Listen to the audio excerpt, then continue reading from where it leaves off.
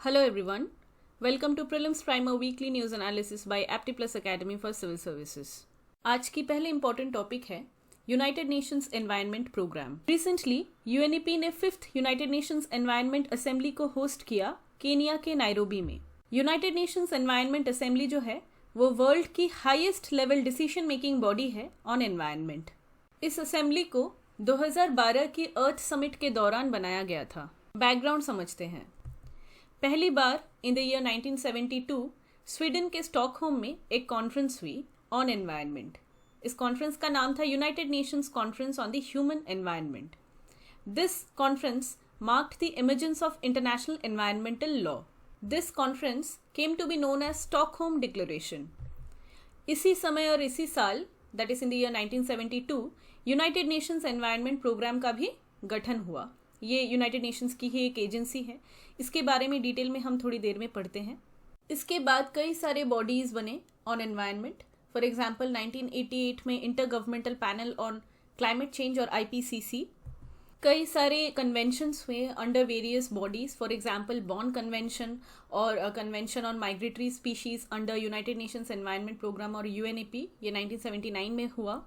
और इसके बाद स्ट्रेट 1992 में आते हैं अर्थ समिट 1992, जिसे United Nations conference on environment and development और यूएनसीईडी भी कहते हैं। 1992 की ये अर्थ समिट ब्राज़ील के रियो डे जनेरो में हुआ था, इसलिए इसे रियो समिट भी कहते हैं। ये समिट काफ़ी हद तक सक्सेसफुल रहा in raising awareness of the need to integrate environment and sustainable development. As an outcome of this Rio summit 3 important conventions आए। पहली है यूएनएफसीसीसी और United Nations framework convention on climate change. Second is United nation convention on biological diversity और CBD, and the third one is United nation convention to combat desertification और UNCCD. इसी 1992 के earth summit के follow up में आई world summit on sustainable development और रियो 10।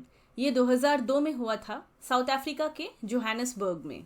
और उसके बाद फाइनली 2012 में हुआ United Nations conference on sustainable development. ये भी रियो में हुआ था ब्राज़ील के, और इसे ही रियो 20 या रियो अर्थ समिट 2012 कहा जाता है। तो इसी अर्थ समिट 2012 में यूनाइटेड नेशंस एनवायरनमेंट असेंबली का गठन हुआ। यूनाइटेड नेशंस एनवायरनमेंट असेंबली जो है उसमें 193 यूएन मेंबर स्टेट्स आते हैं, और हर 2 साल में ये एक कॉन्फ्रेंस करता है to advance global environmental governance. Recently held हुए 5th असेंबली में कई सारे इंपॉर्टेंट डिसीजंस लिए गए। फॉर एग्जांपल एक इंटर गवर्नमेंटल नेगोशिएटिंग कमेटी की एस्टैब्लिशमेंट की बात की गई, जो एक इंटरनेशनल लीगली बाइंडिंग अग्रीमेंट बनाएगा ताकि प्लास्टिक पोल्यूशन को हम खत्म कर सकें। इसके अलावा एक कॉम्प्रिहेंसिव साइंस पॉलिसी पैनल बनाने की भी बात की गई। ये बेसिकली इसका मैंडेट होगा chemical management, pollution prevention, waste prevention etcetera. 2021 से 2030 यानी इस डेकेड को डिक्लेयर किया गया है as the United Nations decade on ecosystem restoration. इसी को ध्यान में रखते हुए असेंबली ने एक रेजोल्यूशन लिया है कि इकोसिस्टम को कंजर्व किया जाएगा, प्रिजर्व किया जाएगा थ्रू नेचर बेस्ड सॉल्यूशंस। इस असेंबली ने यह भी डिस्कस किया कि किस तरीके से यूएनईपी कम्युनिटीज़ और जो इंडिजिनस लोग हैं उनके राइट्स को सेफ गार्ड कर सकते हैं। आते हैं यूनाइटेड नेशंस एनवायरनमेंट प्रोग्राम या यूएनईपी पे। जैसे कि हमने पहले बताया था कि ये 1972 में ही इसे एस्टैब्लिश किया गया था, right after the Stockholm declaration.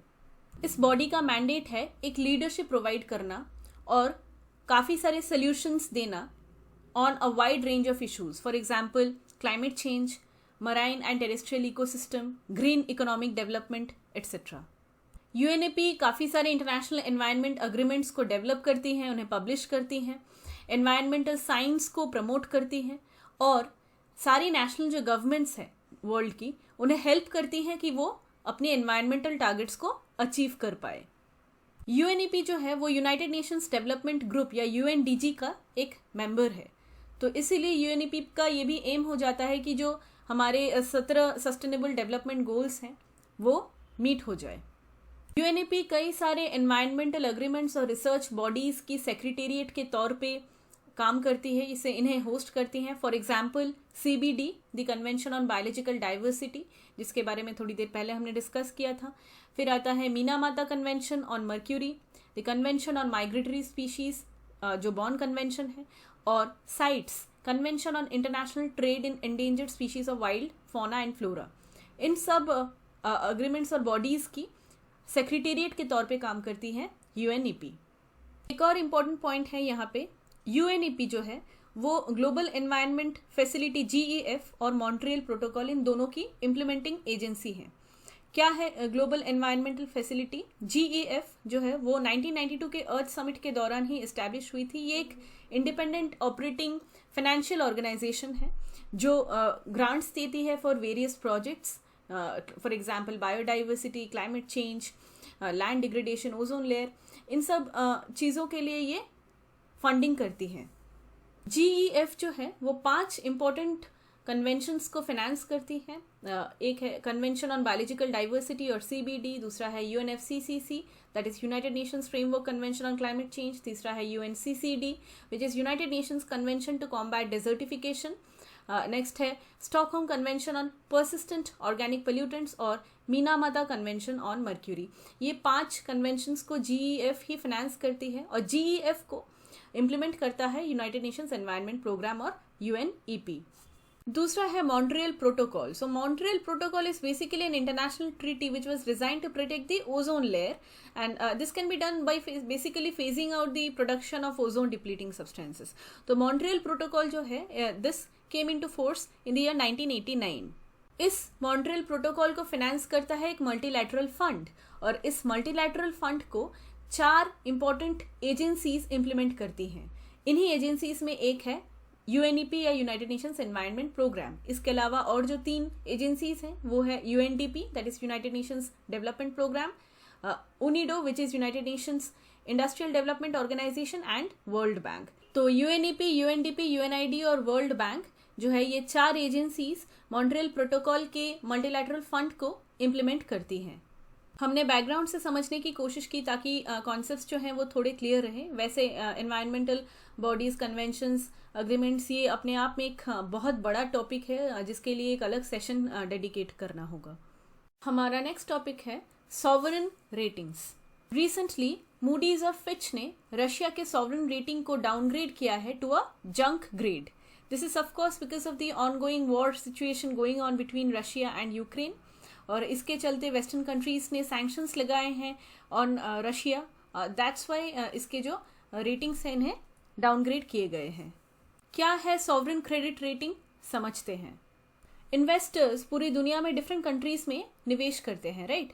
तो ऐसा अगर हो कि किसी कंट्री में निवेश कर तो दिया लेकिन फिर पैसा वापस ही नहीं आया तो क्या होगा? ऐसा ना हो इसलिए कई सारी फाइनेंशियल सर्विसेज कंपनीज हैं दुनिया भर में. For example Moody's, standard and poor, Fitch etcetera. ये सारी क्रेडिट रेटिंग एजेंसीज हैं जो हर एक देश का क्या इकोनॉमिक कंडीशन है, ओवरऑल इकोनॉमिक कंडीशन, इसे मद्देनजर रखते हुए उन्हें रेटिंग्स देती हैं. ये रेटिंग्स एक देश की क्रेडिट वर्थिनेस को रिफ्लेक्ट करता है. क्रेडिट वर्थिनेस यानी अगर उस देश में कोई निवेश होता है तो वो देश कितना रिलायबल है उस मनी को पे बैक करने में.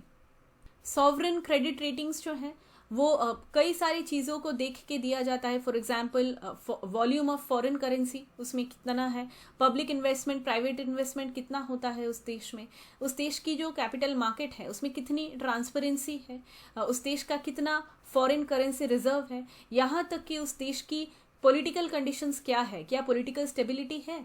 इन सारी चीज़ों को असेस करके इंडिपेंडेंटली फिर ही ये एजेंसीज इन्हें रेटिंग देती हैं. ये सारे पैरामीटर्स ही ये डिफाइन करते हैं कि एक देश की इकोनॉमिक स्टेबिलिटी कितनी है, उसका क्या लेवल है इकोनॉमिक स्टेबिलिटी का, और अकॉर्डिंगली जो रेटिंग्स दी जाती हैं उन्हीं के ऊपर रिलाई करते हैं ये सारे इंस्टीट्यूशनल इन्वेस्टर्स कि इस पर्टिकुलर कंट्री में इन्वेस्ट करें या ना करें. क्रेडिट रेटिंग्स जो हैं वो दी जाती है by assessing the securities which are issued by corporations, governments etcetera of a particular company की उस सिक्योरिटी की, उस बॉन्ड का कितना क्रेडिट वर्दीनेस है. तो अकॉर्डिंगली ये सारी एजेंसीज जो वेरियस रेटिंग्स देती हैं, for example standard and poor, Fitch, Moody's की AAA, इसका मतलब अगर किसी कंट्री का रेटिंग AAA है, इसका मतलब है उसकी क्रेडिट क्वालिटी सबसे हाईएस्ट है, उसमें क्रेडिट रिस्क सबसे कम है और वहाँ पे इन्वेस्ट करना सबसे बेहतर है। अकॉर्डिंगली हम जितना नीचे जाते हैं, for example AA+, A+, BBB+, B, C+, R, तो ये हम जितना नीचे जा रहे हैं तो उतना रिस्क बढ़ रहा है। मतलब उस कंट्री का सॉवरन क्रेडिट रेटिंग अगर इतना नीचे है, C है, तो यानी वहाँ पे डिफॉल्ट होने का चांस सबसे ज़्यादा है। इंडिया की खुद की भी 7 क्रेडिट रेटिंग एजेंसीज हैं जो सेबी के अंदर रेगुलेटेड हैं और ये रजिस्टर्ड हैं। इनमें है credit rating information services of India limited, CRISIL, ICRA, फिर है credit analysis and research limited, Brickwork ratings, India rating and research private limited, Acuite ratings and research limited और Infomerics valuation and rating private limited. Moving to the next topic, day light harvesting technology. Recently ministry of science and technology ने ये decide किया है कि वो India का एक पहला ऐसा स्टार्टअप जो डे लाइट हार्वेस्टिंग टेक्नोलॉजी के ऊपर काम करेगी, इसे प्रमोट करेगी। क्या है डे लाइट हार्वेस्टिंग टेक्नोलॉजी? ये एक ऐसी टेक्नोलॉजी है जिसमें बिल्डिंग्स और रूम्स को इस तरीके से डिज़ाइन किया जाएगा, उनमें ऐसी टेक्नोलॉजीज लाई जाएंगी जिससे कि नेचुरल जो सनलाइट है वो बिल्डिंग्स में आए और लाइट अप करे बिल्डिंग्स को, और इससे जो इलेक्ट्रिकल कंजम्पशन है, एनर्जी कंजम्पशन है, वो रिड्यूस हो जाएगा। सोलर एनर्जी का जो स्पेक्ट्रम होता है उसका 45% जो है वो विजिबल लाइट है जो ह्यूमन आइज परसीव कर पाती हैं। तो अगर इस पूरे 45% को हम यूज़ करें, हार्वेस्ट कर ले और बिल्डिंग्स को इल्यूमिनेट करने की कोशिश करें, तो 9 से 11 घंटे दिन के सनलाइट पे ही यूज़ हो सकता है। इसके लिए अलग से इलेक्ट्रिसिटी कंजम्पशन की ज़रूरत नहीं पड़ेगी। 70 से 80% तक का इलेक्ट्रिसिटी कंजम्पशन रिड्यूस हो सकता है इससे। तो इससे कार्बन फुटप्रिंट जो है वो तो रिड्यूस होगा ही, और बिल्डिंग की एनर्जी एफिशिएंसी भी इम्प्रूव होगी। कार्बन फुटप्रिंट मतलब total amount of green house gases, जिसमें कार्बन डाइऑक्साइड, मीथेन, ये सब आते हैं, वो कितना जनरेट होता है बाय आवर एक्शंस। COP26 में इंडिया ने ये कमिट किया था कि इंडिया 2070 तक एक नेट जीरो एमिशन कंट्री बन जाएगी। तो ये जो डे लाइट हार्वेस्टिंग टेक्नोलॉजी है ये की रोल प्ले कर सकता है इस कमिटमेंट को फुलफिल करने के लिए।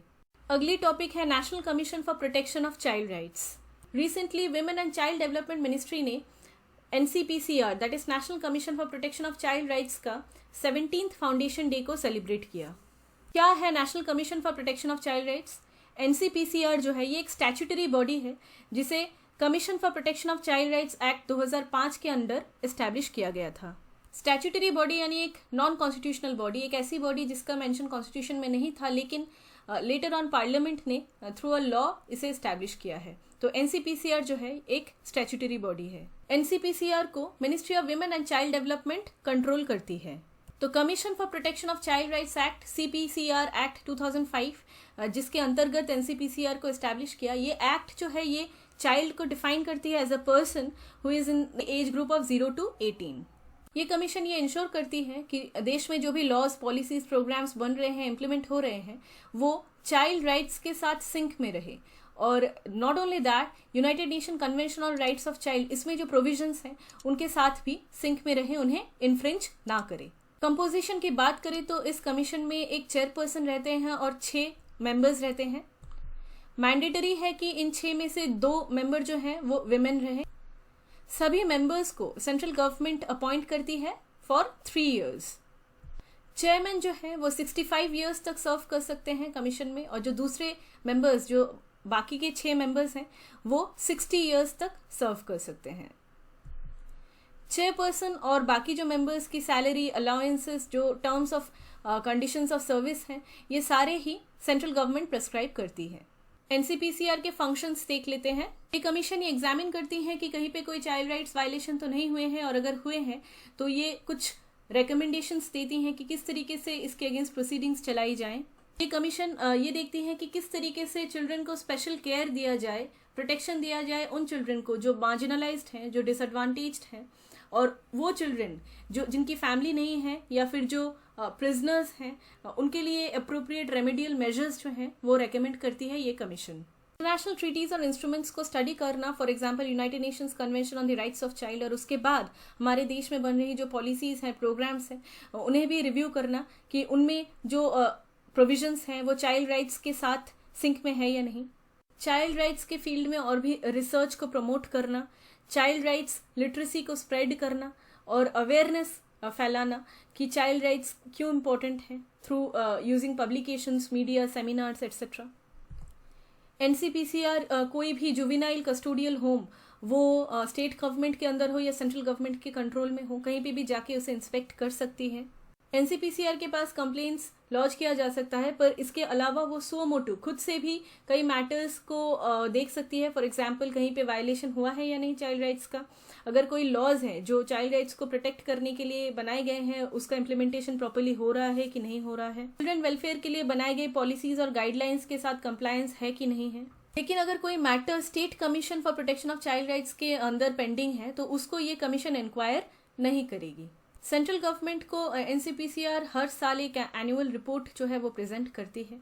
यहाँ पे एक पॉइंट नोट करना इंपॉर्टेंट है, रिसेंटली जो 17th फाउंडेशन डे सेलिब्रेट किया गया एनसीपीसीआर में, वहाँ पे एक एनसीपीसीआर की नई मोटो को लॉन्च किया गया, भविष्यो रक्षति रक्षित।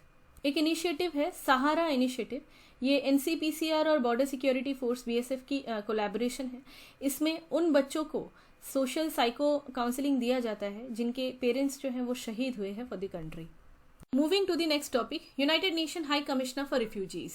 Recently United Nations High Commissioner for Refugees ने जेनेवा में ये ब्रीफिंग दी कि रशिया के यूक्रेन के ऊपर इन्वेड करने के बाद 6,60,000 से भी ज्यादा वेमेन एंड चिल्ड्रन को यूक्रेन छोड़ के नेबरिंग कंट्रीज में जाना पड़ा। जानते हैं about United Nations high Commissioner for refugees. UNHRC जो है एक इंटर गवर्नमेंटल बॉडी है with in the United nation system. ये एजेंसी है यूनाइटेड नेशंस की और इसका मैंडेट है जो रिफ्यूजीज हैं या फोर्सिबली डिस्प्लेस्ड लोग हैं या स्टेटलेस लोग हैं उन्हें प्रोटेक्शन प्रोवाइड करना। ये पूरी दुनिया में ह्यूमन राइट्स को स्ट्रेंथन करती हैं, प्रोटेक्ट करती हैं और ह्यूमन राइट्स वायलेशंस को एड्रेस करती हैं, उनके अगेंस्ट रिकमेंडेशंस भी देती हैं। यूएनएचआरसी जो है वो हेडक्वार्टर्ड है स्विट्जरलैंड के जेनेवा में और ये काउंसिल जो है it is made up of 47 United Nations members, okay, and these members like 47 countries are elected by the United Nations General Assembly. UNHRC को एक पहले बॉडी थी जिसका नाम था United Nations Commission on Human Rights, उससे रिप्लेस किया गया। 1950 में यूएनएचआरसी को क्रिएट किया गया and it was basically created to address the refugee crisis that resulted from the world war II। UNHRC के मेंबर्स को 3 साल के पीरियड के लिए वो इलेक्ट होते हैं एंड 3 साल के लिए वो सर्व करते हैं और उसके बाद वो 2 कंसेक्यूटिव टर्म्स, मतलब 3 साल उसके बाद 3 साल, ये 2 कंसेक्यूटिव टर्म्स में वो रीइलेक्ट हो सकते हैं, लेकिन they are not eligible for reelection after serving 2 consecutive terms. 2021 में इंडिया को रीइलेक्ट किया गया as a member of the United Nations human rights council for the term 2022 to 2024। Consecutive terms नहीं, लेकिन टोटल इंडिया को 6 बार इलेक्ट किया गया है as a member of UNHRC. Next topic is North Atlantic Treaty Organization और NATO. Russia ने Ukraine को invade किया, इसका एक सबसे बड़ा रीजन जो साइट किया जा रहा है वो ये है कि यूक्रेन को नेटो का मेंबरशिप चाहिए था। So the expansion of NATO military infrastructure in Ukraine by US is of course a threat to Russia और इसीलिए रशिया ने रिएक्ट किया by invading Ukraine. So what is NATO? NATO stands for North Atlantic Treaty Organization. So NATO एक military alliance है जिसे 1949 में बनाया गया। ये एक intergovernmental military alliance है जिसमें 28 यूरोपियन कंट्रीज और 2 नॉर्थ अमेरिकन कंट्रीज आती हैं। वर्ल्ड वॉर II के बाद 1949 में नेटो को बनाया गया and it implements the north Atlantic treaty जिसे 1949 में ही साइन किया गया था। वर्ल्ड वॉर II के बाद हमें पता है कि यूएस और सोवियत यूनियन के बीच में एक जियोपॉलिटिकल टेंशन था और दोनों ही कंट्रीज़ के खुद के अलाइज थे, एक था वेस्टर्न ब्लॉक एक था ईस्टर्न ब्लॉक। और वर्ल्ड वॉर II के बाद फिर वो धीरे धीरे मैनिफेस्ट करने लगा in the form of cold war जो 1947 ट्रूमैन डॉक्ट्रिन से शुरू हुआ था और 1991 जब सोवियत यूनियन डिसइंटीग्रेट कर गया तब तक चला। ट्रूमैन डॉक्ट्रिन जो है वो एक अमेरिका की फॉरेन पॉलिसी थी जिसका प्राइमरी गोल था कि सोवियत जियोपॉलिटिकल एक्सपेंशन को रोकना ड्यूरिंग द कोल्ड वॉर। और इसी दौरान नेटो को इस्टेब्लिश किया गया। इसका मेन एम जो था वो था एक कलेक्टिव सिक्योरिटी प्रोवाइड करना अगेंस्ट रशिया, उस टाइम पे सोवियत यूनियन से एक्सपेंशनिज्म। और ये इसका एक और मकसद था कि यूरोप में एक पॉलिटिकल इंटीग्रेशन आए वर्ल्ड वॉर 2 के बाद, एक कलेक्टिव सिक्योरिटी सिस्टम बने, ताकि अगर एक के ऊपर अटैक होता है तो बाकी जो मेंबर्स हैं वो भी डिफेंड करे उस कंट्री को। कोल्ड वॉर के दौरान कई सारे प्रॉक्सी वॉर्स हुए अक्रॉस द वर्ल्ड, जो हुए तो दूसरे कंट्रीज में, लेकिन उन्हें इंस्टिगेट सोवियत यूनियन और यूएस ने किया, being the two major super powers. और इस दौरान नेटो भी काम करता रहा as a system of collective security, जिसमें अगर इन यूरोपियन कंट्रीज या यूएस के ऊपर कोई अटैक होता है बाय एनी एक्सटर्नल पार्टी तो वो उसे म्यूचुअली डिफेंड करेंगे। अगर एक भी मेंबर के ऊपर अटैक होता है वो तो सारे ही एक साथ अलायंस बन के इसे डिफेंड करेंगे। नेटो का हेडक्वार्टर जो है वो बेल्जियम के ब्रसल्स में है, और जैसा कि हमने पहले बताया कि इसमें 30 कंट्रीज हैं इसके मेंबर्स, और 2 कंट्री नॉर्थ अमेरिका से है और 28 यूरोपियन कंट्रीज हैं। कोई भी यूरोपियन कंट्री नेटो की मेंबर बन सकती है, तो बेसिकली एक ओपन डोर पॉलिसी है। कुछ पॉलिटिकल, इकोनॉमिक और मिलिट्री स्टैंडर्ड्स हैं, अगर इन स्टैंडर्ड्स को एस्पायरिंग यूरोपियन कंट्रीज मीट करती हैं तभी वो नेटो का मेंबर बन सकती हैं। फॉर एग्जांपल पहला है कि वही कंट्रीज बन सकती हैं जो डेमोक्रेसी को अपहोल्ड करती हों, डेमोक्रेसी में विश्वास रखती हों। नेक्स्ट है जो फ्री मार्केट इकोनॉमी प्रैक्टिस करती हों, जो डिमांड सप्लाई के ऊपर बेस्ड होती है, ऐसी मार्केट इकोनॉमी। नेक्स्ट है कि मिलिट्री फोर्सेस जो हैं वो सिविलियन कंट्रोल के अंदर हो, ऐसा नहीं है कि मिलिट्री फोर्सेस ही सिविलियंस को कंट्रोल कर रही हो। और ऐसी कंट्रीज जो नेबरिंग कंट्रीज हैं उनकी सॉवरेनिटी को रिस्पेक्ट करते हो, उनके साथ गुड नेबरहुड रिलेशनशिप्स मेंटेन करते हो, ऐसी कंट्रीज, यही मेंबर्स जो हैं बन सकते हैं नेटो की। Moving to the next topic, Vyanjana Dwadashi. Recently Vyanjana Dwadashi news में थी। ये बेसिकली उड़ीसा की एक 500 साल पुरानी फेस्टिवल है जो सिंबलाइज करती है फूड सिक्योरिटी, बैलेंस डाइट और कम्युनिटी को। ये एक वैष्णवाइट फेस्टिवल है। ये महाभारत के एक इवेंट को कॉमेमोरेट करती हैं, जिसमें एक एपिसोड था जहाँ पे कृष्ण जो है वो थोड़े पेल और वीक लग रहे थे, और इसीलिए उनकी जो मदर है यशोदा, उन्होंने काफ़ी सारे डेलिकेसीज को प्रिपेयर किया फॉर हिज न्यूट्रिशनल रिक्वायरमेंट्स। तो ब्यांजन द्वादशी जो है इसी को सेलिब्रेट करता है। ये food diversity, variety, community involvement, sharing, cleanliness और डिवोशन, सभी चीज़ों को सेलिब्रेट करता है। फूड को ब्यांजन बोलते हैं इन ओडिया। ये फेस्टिवल्स जो हैं, ऐसी फेस्टिवल्स बहुत ही सिग्निफिकेंट हैं क्योंकि इंडिया में जो भी hidden hunger, micro nutrient deficiency है, इसको एड्रेस करने में अगर कम्युनिटी बेसिस पे ये सारे ट्रेडिशनल मेथड्स यूज़ किए जाते हैं तो ये सारी जो हिडन हंगर की इशू है ये काफ़ी हद तक एड्रेस हो सकती है। नेक्स्ट टॉपिक है pension fund regulatory and development authority, minimum assured return scheme and national pension system. Recently PFRDA या pension fund regulatory and development authority ने एक मिनिमम अश्योर्ड रिटर्न स्कीम मार्च को लॉन्च करने की बात की। पहले देखते हैं क्या है PFRDA। PFRDA एक स्टैट्यूटरी रेगुलेटरी बॉडी है जो 2014 में जिसे सेटअप किया गया था अंडर दी PFRDA एक्ट। ये मिनिस्ट्री ऑफ फाइनेंस के अंतर्गत आती है और इसका ऑब्जेक्टिव है ओल्ड एज इनकम सिक्योरिटी, मतलब नेशनल पेंशन सिस्टम के अंदर जो सब्सक्राइबर्स हैं उन्हें प्रोटेक्शन मिलती रहे। कंपोजिशन की बात करें तो PFRDA में एक चेयरपर्सन होते हैं और 6 मेंबर्स रहते हैं। इन 6 मेंबर्स में से 3 मेंबर को एटलीस्ट सेंट्रल गवर्नमेंट अपॉइंट करती है। National pension system trust NPS जो है वो PFRDA का ही एक डिवीजन है, एक स्पेशलाइज्ड डिवीजन है, जिसमें आपका public provident fund, PPF, employees provident fund, ये सब आते हैं।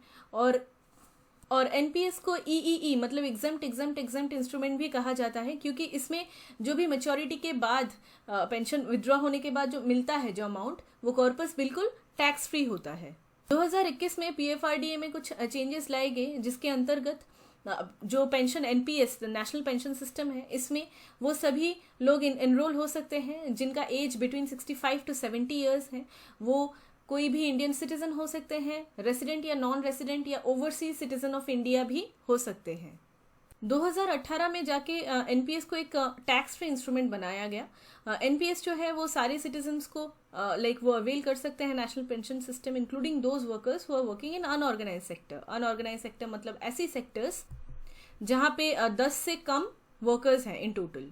2008 में unorganised worker social security act को इनेक्ट किया गया और इसीलिए 2009 से ही एनपीएस के अंदर इन वर्कर्स को इंक्लूड किया गया है।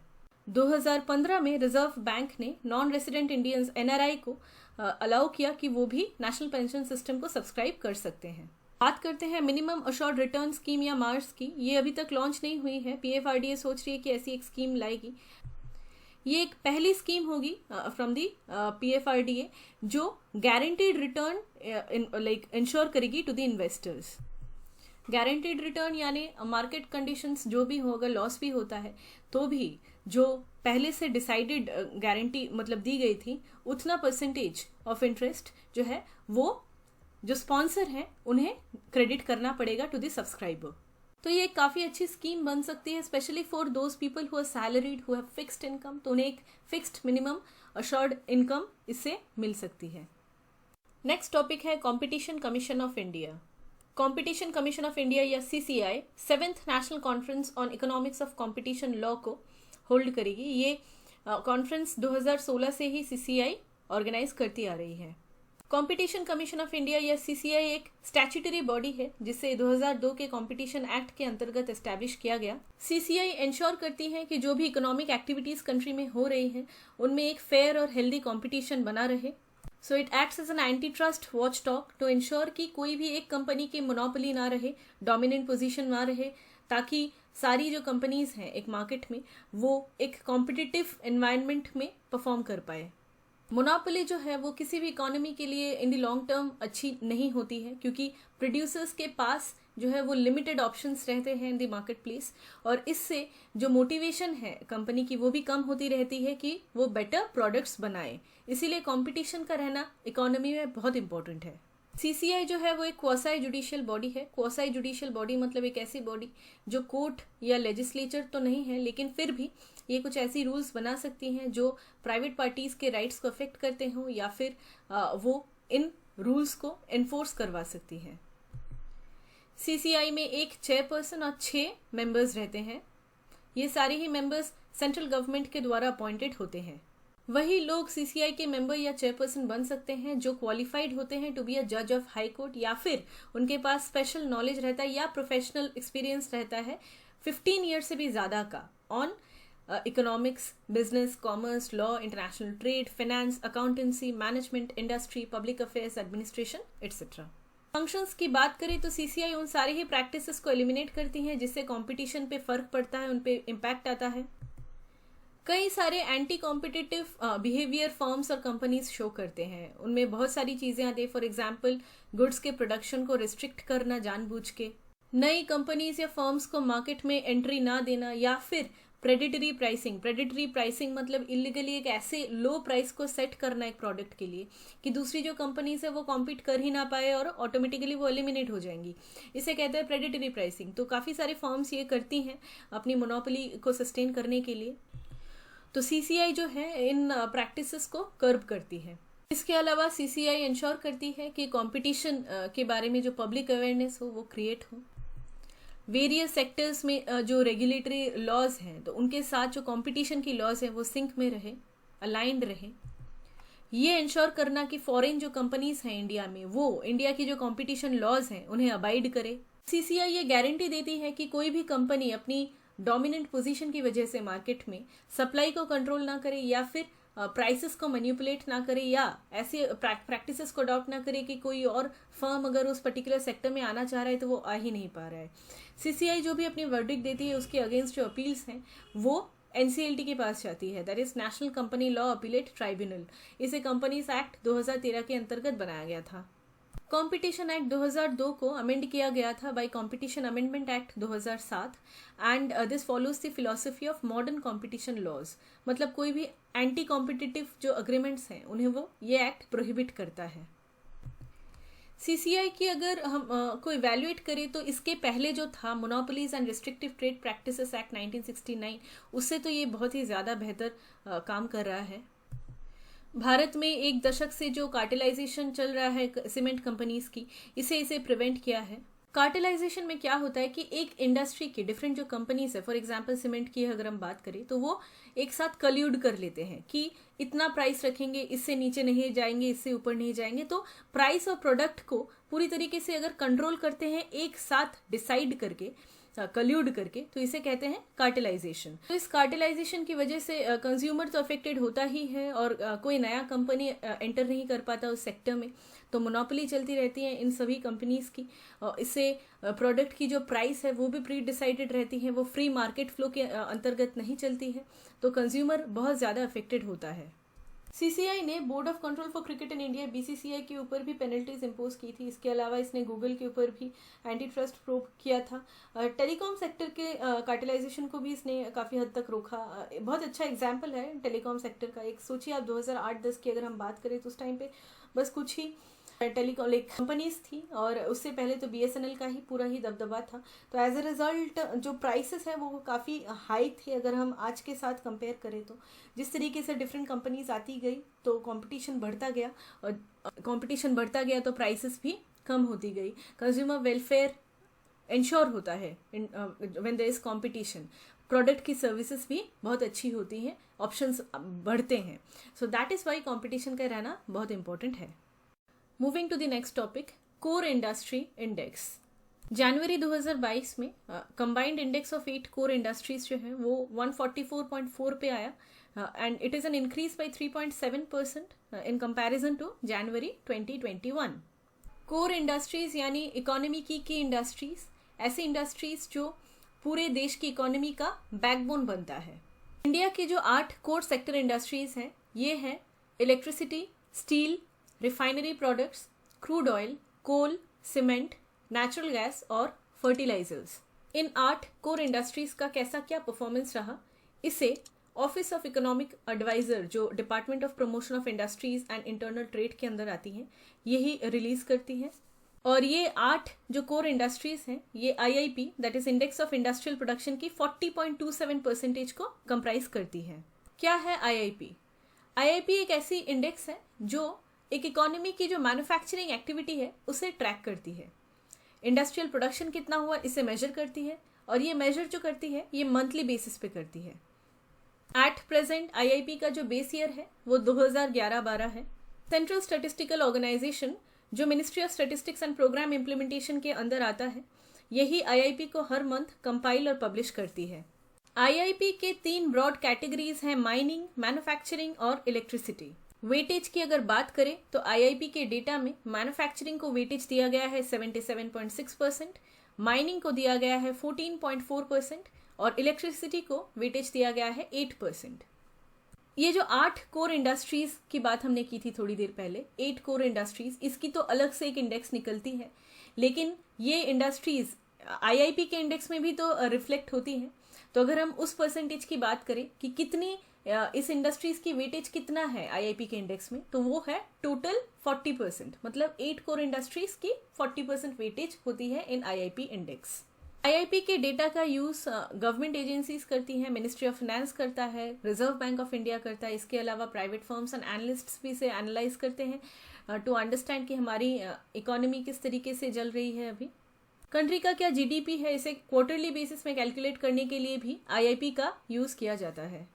आईआईपी की जो बेस ईयर है इसे चेंज किया गया इन द ईयर 2017। पहले ये 2004-05 था, अभी ये है 2011-12। सबसे पहले 1937 को बेस ईयर बना के आईआईपी रिलीज किया गया था। उसके बाद काफ़ी सारे अमेंडमेंट्स आए और बेस ईयर्स को चेंज किया गया। 1946, 51, 56, 60, 70, 80, 93, 2004 और अभी है 2011-12।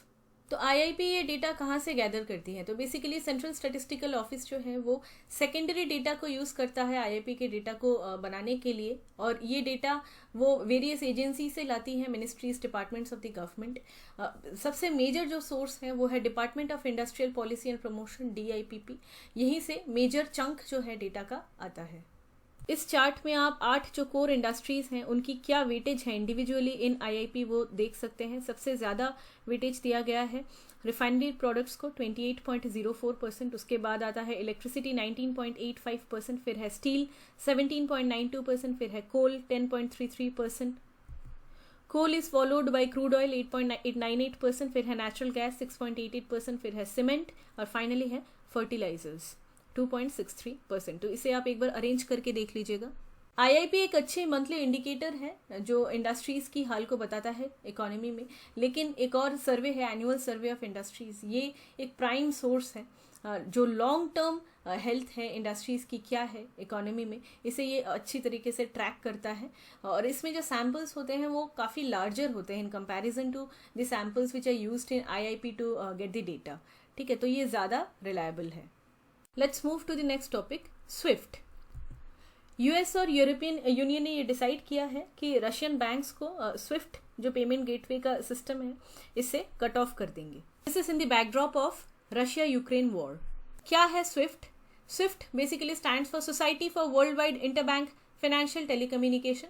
ये एक मैसेजिंग नेटवर्क है and it is a component of global payments system.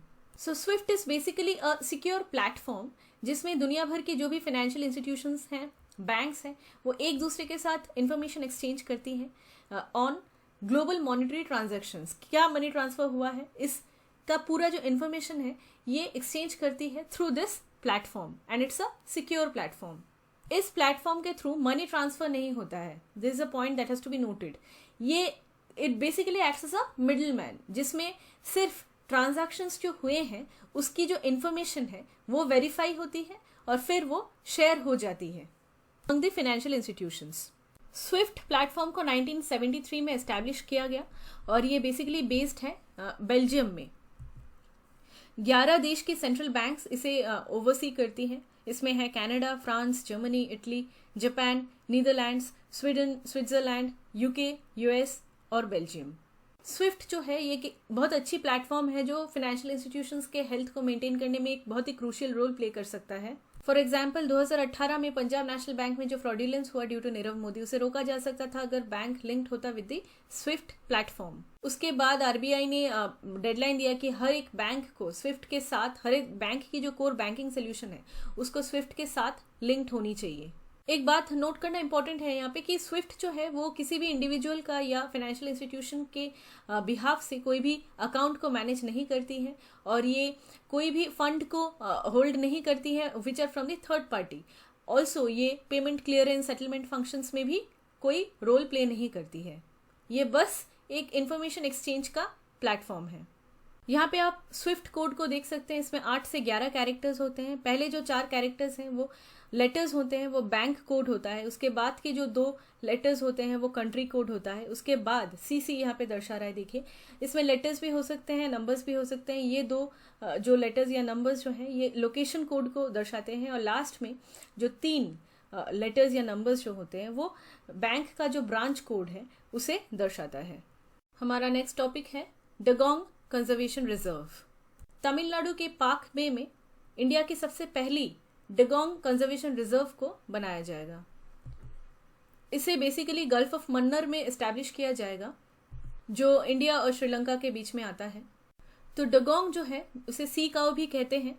ये अंडमान और निकोबार आइलैंड्स की स्टेट एनिमल है। ये एक मराइन स्पीशीज है जो समंदर के अंदर रहती है और ये सी ग्रास के ऊपर डिपेंडेंट रहती है फॉर इट्स सर्वाइवल। इस पिक्चर में आप देख सकते हैं डुगोंग कुछ इस तरीके से दिखता है और डुगोंग जो है वो सी ग्रास के ऊपर डिपेंडेंट रहता है। हर 4 मिनट में डुगोंग को सरफेस में आना पड़ता है in order to breathe. It's important to note कि डुगोंग जो है वो एक लौता एक हर्बीवोरस मैमल है जो स्ट्रिक्टली मराइन है, जो ओशन में रहता है। यूजुअली डुगोंग जो है वो 3 मीटर लॉन्ग होती है और इसका वेट अराउंड 400 kgs होता है। कंजर्वेशन स्टेटस की बात करें तो डुगोंग जो है वो IUCN के रेड लिस्ट में वल्नरेबल है और वाइल्ड लाइफ प्रोटेक्शन एक्ट 1972 के शेड्यूल 1 में आता है। डुगोंग जो है वो इंडो पैसिफिक रीजन के ट्रॉपिकल वाटर्स, शैलो वाटर्स में रहता है, डीप में नहीं रहता। इंडिया में अगर हम बात करें तो ये gulf of Kutch, gulf of Mannar, Palk bay और अंडमान और निकोबार आइलैंड्स में मिलते हैं। डुगोंग की पॉपुलेशन कम होती जा रही है due to habitat loss. Next topic है मॉन्ट्रेक्स कन्वेंशन। टर्की जो है वो इम्प्लीमेंट करने वाली है मॉन्ट्रेक्स कन्वेंशन को सो दैट रशियन जो वॉरशिप्स हैं उनकी मूवमेंट लिमिट हो जाए between the Mediterranean sea and black sea. तो इस कन्वेंशन के बारे में जानते हैं। The Montreux convention regarding the regime of the straits, जिसे सिंपली मॉन्ट्रिक्स कन्वेंशन भी कहते हैं, ये एक इंटरनेशनल अग्रीमेंट है। इस कन्वेंशन के अंतर्गत टर्की का कंट्रोल है over both Bosphorus strait and Dardanelles strait. Switzerland के मॉन्ट्रिक्स पैलेस में इस अग्रीमेंट को साइन किया गया इन द ईयर 1936, इसीलिए इसे मॉन्ट्रिक्स कन्वेंशन भी कहते हैं। इस मैप में आप बॉस्फोरस स्ट्रेट और डार्डेनेलस स्ट्रेट को देख सकते हैं। ब्लैक सी को सी ऑफ मरमरा से जोड़ता है बॉस्फोरस स्ट्रेट, और सी ऑफ मरमरा को एजियन सी से जोड़ता है स्ट्रेट ऑफ डार्डेनेलस। इस कन्वेंशन के अनुसार टर्की को कुछ राइट्स मिले हुए हैं। फॉर एग्जाम्पल, अगर कोई वॉर होता है तो टर्की के पास ये राइट है कि वो इन स्ट्रेट्स को ब्लॉक करे और यहाँ से गुजरने वाली नेवल शिप्स को रेगुलेट करे, अगर वो शिप्स उन कंट्रीज की हैं जो कॉन्फ्लिक्ट में इन्वॉल्व हैं। जब वॉर नहीं चल रहा होता है तो पीस टाइम के दौरान हर एक सिविलियन वेसल के पास कंप्लीट फ्रीडम रहता है इन स्ट्रेट से पास करने के लिए।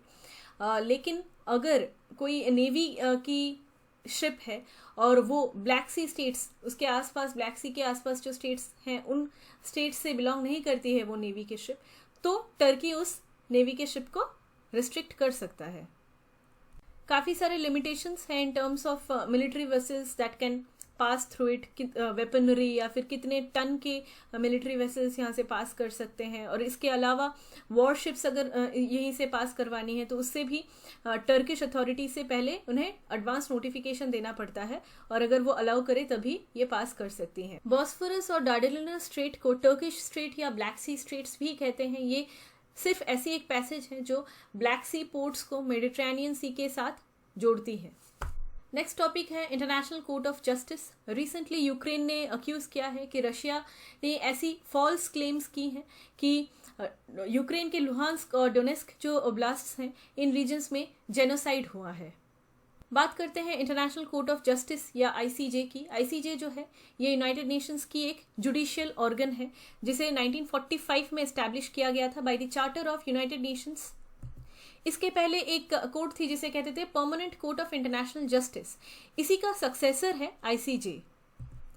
Permanent court of international justice को लीग ऑफ नेशंस के द्वारा 1922 में लाया गया था और उसके बाद फिर 1945 में आ गया ICJ. International court of justice जो है वो नीदरलैंड्स के हेग में बेस्ड है और ये यूनाइटेड नेशंस की 6 जो प्रिंसिपल ऑर्गन्स है उसमें से सिर्फ वो वाली ऑर्गन है जो न्यूयॉर्क सिटी में नहीं लोकेटेड है।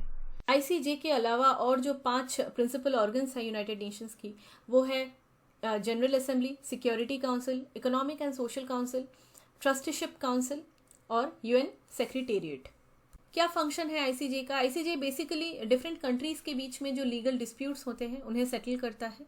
आईसीजे का जो जजमेंट होता है वो फाइनल होता है और वो बाइंडिंग होता है ऑन द कंट्रीज। इसमें वर्डिक्ट देने के बाद कोई प्रोविजन नहीं होता है अपील का। लेकिन दिक्कत ये है कि कंप्लायंस इंश्योर करने के लिए आईसीजे के पास कोई रास्ता नहीं है, मतलब ये इन्फोर्स नहीं कर सकती हैं। अगर कंट्रीज विलिंग है कि वो अबाइड करना चाहते हैं वर्डिक्ट के साथ तभी ये करती हैं। यूनाइटेड नेशंस की सारी मेंबर्स जो हैं वो ऑटोमेटिकली पार्टीज हैं इंटरनेशनल कोर्ट ऑफ जस्टिस की, लेकिन इसका मतलब ये नहीं है कि कोई भी अगर डिस्प्यूट हुआ between countries and who are members of United Nation तो इसका मतलब आईसीजे का भी जुरिस्डिक्शन आ गया उस डिस्प्यूट के ऊपर। अगर दो कंट्रीज कंसेंट देती हैं कि वो डिस्प्यूट आईसीजे के पास लेके जाना चाहती है तभी आईसीजे का जुरिस्डिक्शन आता है उसके ऊपर। इंटरनेशनल कोर्ट ऑफ जस्टिस में 15 जजेस होते हैं जो इलेक्टेड होते हैं for a 9-year term and they are elected by the United Nation general assembly and security council. General assembly और सिक्योरिटी काउंसिल दोनों ही वोट करती हैं साइमल्टेनियसली बट अलग अलग। अभी तक 4 इंडियंस को आईसीजे का मेंबर जज के हिसाब से इलेक्ट किया गया है। जस्टिस दलवीर भंडारी जो सुप्रीम कोर्ट के जज रह चुके थे, उन्हें वो अभी सर्व कर रहे हैं आईसीजे में सिंस 2012। इंडिया और आईसीजे की बात करें तो 6 ओकेजन्स में इंडिया पार्टी रही है इंटरनेशनल कोर्ट ऑफ जस्टिस में। इसमें से 4 ओकेजन्स में तो पाकिस्तान इन्वॉल्व था। International court of justice ICJ और इंटरनेशनल क्रिमिनल कोर्ट आईसीसी, ये दोनों अलग बॉडीज हैं। इनमें क्या डिफरेंसेस हैं ये देखना बहुत इंपॉर्टेंट है। जैसा कि हमने देखा, इंटरनेशनल कोर्ट ऑफ जस्टिस या आईसीजे को एस्टैब्लिश किया गया था इन द ईयर 1946। ये यूनाइटेड नेशन का एक ऑफिशियल कोर्ट है जिसे वर्ल्ड कोर्ट भी कहते हैं और ये नीदरलैंड्स के हेग में सिचुएटेड है। ये दो कंट्रीज, डिफरेंट कंट्रीज के बीच में अगर कोई डिस्प्यूट होता है तो उसमें वो इन सारे केसेस को वो देखती हैं, एडवाइजरी ओपिनियन भी देती है। और सब्जेक्ट मैटर अगर हम देखें तो इसमें कंट्रीज की सॉवरेनिटी को लेके कोई इशू है, बाउंड्री इशू है, मैरीटाइम डिस्प्यूट्स हैं, ट्रेड या नेचुरल रिसोर्सेज को लेके ह्यूमन राइट वायलेशंस हुए हैं, या कोई ट्रीटी है जिसकी इंटरप्रिटेशन नहीं कर पा रही है, उसमें डिस्प्यूट है दो कंट्रीज के बीच, तो इन्हीं चीज़ों को ये देखती है। ये यूनाइटेड नेशन से के द्वारा ही फंडेड होती हैं। अब बात करते हैं इंटरनेशनल क्रिमिनल कोर्ट की, आईसीसी। इसे 2002 में एस्टैब्लिश किया गया। ये एक इंडिपेंडेंट बॉडी है जिसमें यूनाइटेड नेशन सिक्योरिटी काउंसिल में अगर कोई केस आता है तो वो रेफर कर सकते हैं इसे, लेकिन इसका यूनाइटेड नेशन के साथ अलग से कोई संबंध नहीं है। इसकी भी लोकेशन मतलब ये नीदरलैंड्स के हेग में ही सिचुएटेड है। और यहाँ पे दो कंट्रीज के बीच में नहीं, इंटरनेशनल क्रिमिनल कोर्ट में प्रोसिक्यूशन किया जाता है इंडिविजुअल्स का, क्रिमिनल प्रोसिक्यूशन ऑफ इंडिविजुअल्स। अगर किसी इंडिविजुअल ने जीनोसाइड या crimes against humanity, war crimes किए हैं, तो इस टाइम पे इंटरनेशनल क्रिमिनल कोर्ट पे ये केसेस लॉन्च की जाती हैं। 1998 में एक ट्रीटी साइन की गई थी, the Rome statute of international criminal court. ये ट्रीटी जो है ये अडॉप्ट हुई थी 1998 में, लेकिन फोर्स में आते आते 2002 हो गया और इसी ने एस्टैब्लिश किया था इंटरनेशनल क्रिमिनल कोर्ट को। रोम स्टैट्यूट जो है वो 4 इंटरनेशनल क्राइम्स को एस्टैब्लिश करती हैं। वो है genocide, crimes against humanity, war crimes and crimes of aggression. तो आईसीजे को तो यूनाइटेड नेशन से ही फंड मिलता है, लेकिन आईसीसी इंटरनेशनल क्रिमिनल कोर्ट को जिन कंट्रीज ने रोम स्टैट्यूट को साइन किया था वहां से उनकी असिस्ट कंट्रीब्यूशन आती है। इसके अलावा वॉलंटरी कंट्रीब्यूशंस आते हैं फ्रॉम यूनाइटेड नेशन और governments, international organisations, individuals, corporations etcetera. Next topic है करकट्टम डांस। केरला नाट्यकला क्षेम सभा ने ये डिमांड किया है कि करकट्टम को एक एग्रीकल्चरल आर्ट फॉर्म के रूप में रिकॉग्नाइज किया जाए। करकट्टम जो डांस है ये एक फोक डांस है जिसे तमिलनाडु और केरला के कुछ पार्ट्स में परफॉर्म किया जाता है। ये मरियम्मन फेस्टिवल के दौरान भी इसे परफॉर्म किया जाता है। मरियम्मन जो है वो गॉडेस ऑफ रेन है और इन्हीं की पूजा होती है केरला में, और इस टाइम पे करकट्टम डांस को परफॉर्म किया जाता है। इस डांस के दौरान एक कंटेनर के अंदर वाटर, राइस या सॉइल फिल हुए रहता है और इस कंटेनर को सर के ऊपर रख के उसके ऊपर फ्लोरल अरेंजमेंट्स करते हैं इन लेयर्स, और उसके बाद बैलेंस के साथ इस डांस को किया जाता है। इस वीडियो में आप देख सकते हैं किस तरीके से करकट्टम डांस को परफॉर्म किया जाता है। नेक्स्ट टॉपिक है खार्किव। रिसेंटली एक इंडियन स्टूडेंट की डेथ हो गई खार्किव में। खार्किव जो है ये यूक्रेन में स्थित है। आप देख सकते हैं यहाँ पे यूक्रेन का जो नॉर्थ ईस्ट रीजन है, ठीक यहाँ पे खार्किव सिचुएटेड है। ठीक इसके पास लुहांस्क और डोनेस्क के बारे में हमने डिस्कस किया था प्रीवियस सेशंस में, और खरसोन रीजन के बारे में भी डिस्कस किया था। कुछ प्रैक्टिस क्वेश्चंस हैं, उन्हें देख लेते हैं। आपको बताना है ट्रू है कि फॉल्स है। Number 1. United Nations Environment Program or UNEP was established after the United Nations Conference on the Human Environment in Stockholm in 1993. Number 2. The National Commission for Protection of Child Rights or NCPCR is a statutory body functioning under the administrative control of the Ministry of Social Justice and Environment. Number 3. Any Indian citizen, resident or non-resident and overseas citizen of India between the age of 65 to 70 years can join the National Pension System. Number 4. Karakattam dance is a folk dance of Andhra Pradesh. Number 5. The appeals from Competition Commission of India goes to National Company Law Appellate Tribunal or NCLAT, constituted under the Companies Act of 2013. Number 6. The base year for Index of Industrial Production or IIP is 2011-12. Number 7. Dugong is distributed in shallow tropical waters in the Indo-Pacific region and it is endangered under the IUCN Red List. Number 8. The Montreux Convention is an international agreement governing the Bosphorus and Dardanelles Straits in Turkey. Number 9. International Court of Justice is an intergovernmental organization that sits in the Hague, Netherlands. It is a permanent international court with jurisdiction to prosecute individuals for the international crimes of genocide, crimes against humanity, war crimes and crimes of aggression. And number 10, the Office of Economic Advisor, Department for Promotion of Industry and Internal Trade releases the Index of 8 Core Industries. इस session की PDF की link आपको description में मिल जाएगी। इस PDF में कुछ और एक्स्ट्रा टॉपिक्स भी हैं, वैसे उन्हें हम नेक्स्ट सेशन में डिस्कस ज़रूर करेंगे। और इसी के साथ आज की डिस्कशन ख़त्म होती है। Thank you so much.